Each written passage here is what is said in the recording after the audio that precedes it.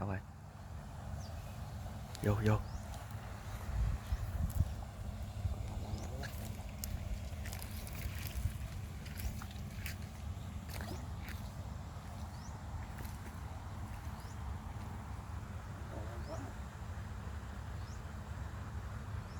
Còn đem vô cho mày nấu cháo luôn được rồi.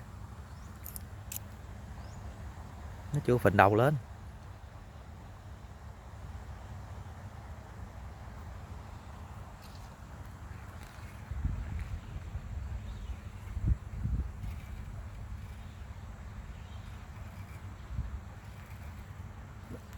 Để nghiêng cần á, đừng dựng đứng đụng, nó dựng đứng nó mắc cho mang á.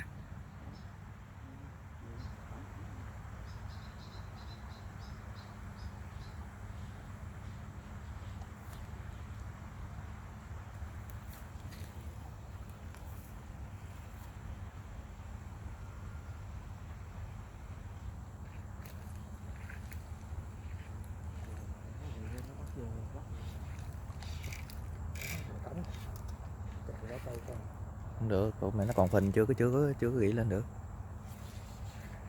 Nó còn bươi mà. Kìa.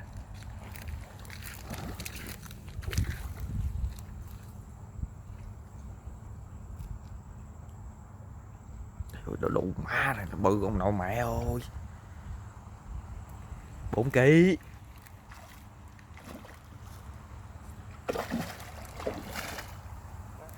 Nghiêng cái đọt vô đây nè. Ừ đúng, theo cái mang nó.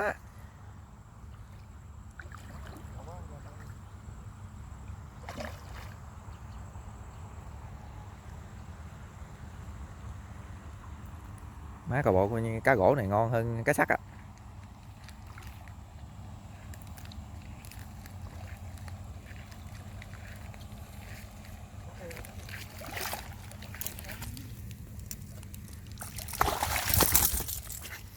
Má 5 kg luôn á, 4 què.